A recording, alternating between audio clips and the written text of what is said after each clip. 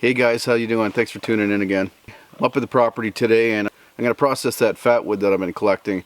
I'm going to keep a little bit for fire starting, make some shavings, but the majority of it I'm actually making pine tar for waterproofing. Got a whole ton of it nearby, lots of red pine stumps and roots.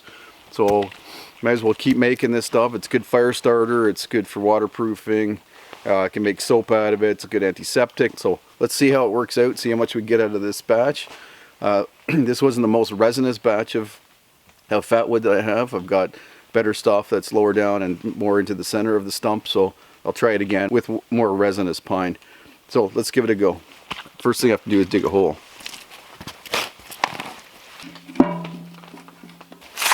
Want to get this flush with the ground so that the other barrel can sit on top of it without tipping over, so that the fire doesn't heat this bottom can up too much.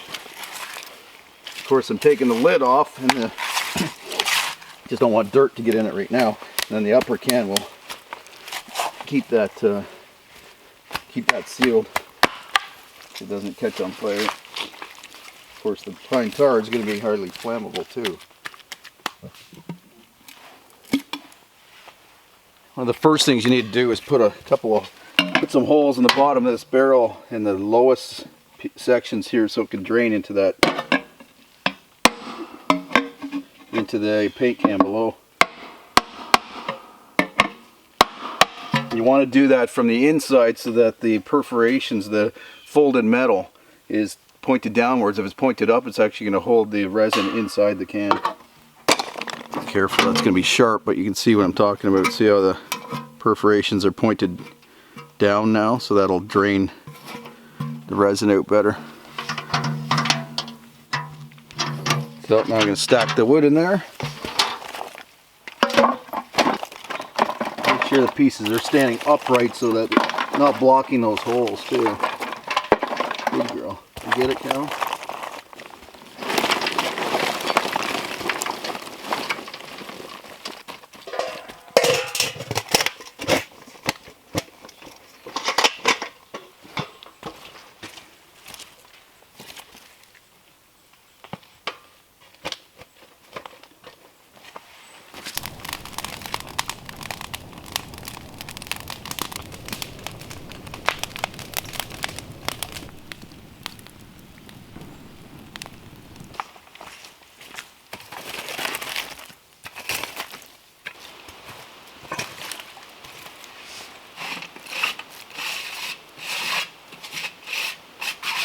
A lot of distortion. I had a feeling this pail was going to be too light for this, and sure enough, it's pretty distorted. The lid,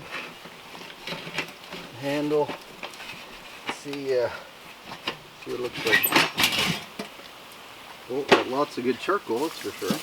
Charcoal turned out good, so I assume we're going to get some oil too. Yep, there we go.